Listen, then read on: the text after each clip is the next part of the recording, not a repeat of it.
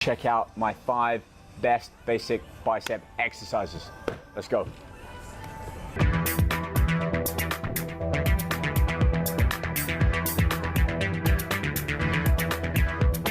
Exercise number 1, bar curls. Probably the most effective exercises for building the biceps.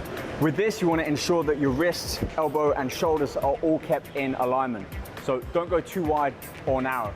Secondly, exhale as you pull the bar up, making sure the elbows don't pull too far forwards, and the focus is on squeezing, contracting the muscle up at the top. If you go too heavy, you're gonna start to rock back and forth and take much of that effectiveness away from the bicep.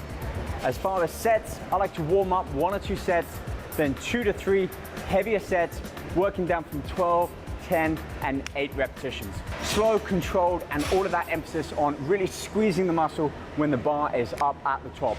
Keep a nice fluid tempo. Let's move on, check out exercise number 2.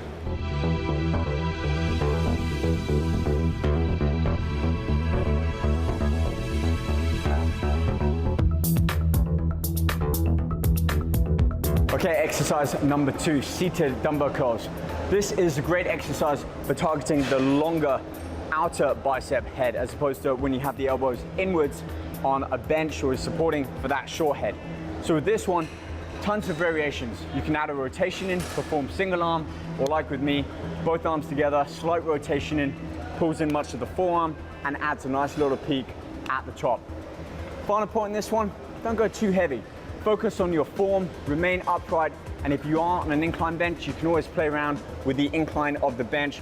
That will increase the intensity on the biceps before starting to go too heavy. As far as sets and reps, I like to focus on 3 sets and a little bit higher reps, 15, 12, and down to 10. Let's move on halfway through exercise number 3.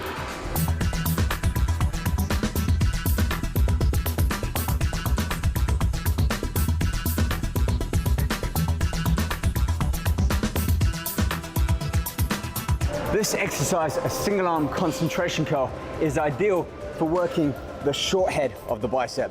So when people see a split in the bicep, it's actually the same muscle head split 2 ways. You've got the long head and the short head, which gives that nice split in between. And the way to increase this is both through diet, consistency with training, and the types of exercises, particularly one like this one, where your elbow is supported in front of your arm, and for this you can use a bench or an incline bench like this.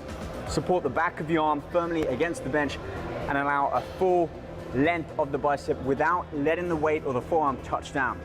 So tension, you want to be keeping tension in the bicep throughout the full range of motion, squeezing up at the top, ensuring a straight line from the wrist, elbow, up to the shoulder. And if you want, add a little rotation inwards, just a slight one, to really emphasize that peak. 12 reps on each arm and then repeat. And for this, 2 to 3 sets is all you need when you're starting out. Let's move on and look at exercise number 4.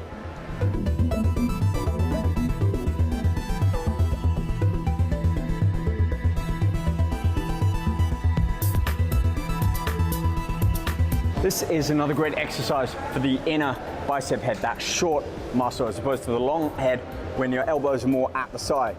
Also, by using a machine, it isolates that muscle. It pretty much forces you to follow a certain movement. Great thing about the arm curl machine as well, you can perform this both dual, both arms together, or as a single arm. And by changing the placement of your elbow slightly wider, slightly inner, and that width or narrowness of your grip, you can also shift the emphasis on where you are training the bicep. With the machine, don't go too heavy. You don't want to be rocking back and forth. You want to be nice and stable. So sit with your hips pushed back, leaning your chest over, and ensure the back of the arm, the triceps, is firmly against the back pad. Final point, don't be smashing the weight down at the bottom. Control, a nice fluid, slow tempo. You want to be keeping tension firmly on the muscle, and every time you drop the weight down or the weights touch, you relieve that muscle of the tension. So keep tension on the muscle throughout the full reps, 12, 10, and 8, increasing the weight by small increments.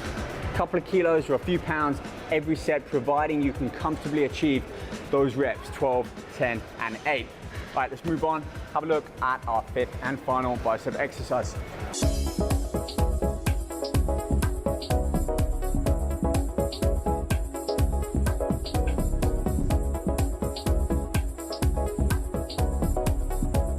Now, at first glance, this exercise might seem like you're working the back, but doing a close grip pull-up as opposed to a chin-up where the arms are open-handed and wider, you are actually working the biceps here. A little bit more of a tricky advanced exercise. So one way around this is to use an assisted spot, either with the machine or have your training partner gently lift up your legs bent to help support your weight. You can also use one of the resistance bands, looping it around and hooking your knee or foot in to provide extra resistance. Final point on this one, just like with all the other exercises, don't go too quickly. Don't rock back and forth. Allow for a slow descent and then contraction back up, forcing that muscle hard up at the top. One of the best pieces of advice I can give is don't let your ego take over the weights. Don't try to go too heavy. Focus more on how the muscle is feeling. On every repetition, whether it's with pull-ups, dumbbells, or machines, force and contract that muscle. Imagine that someone's got their hand around the arm and they're squeezing it, and you've got to create that tension to ease the grip. That's the mindset on every repetition.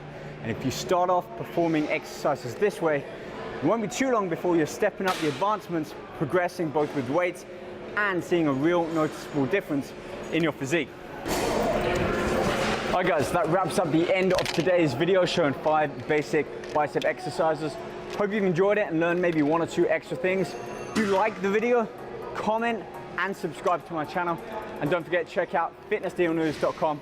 Find out more great coupons and offers, everything from pre-workouts, post-workouts, proteins, bars, apparel, trainers, you name it, they've got it. I'll see you guys back here soon.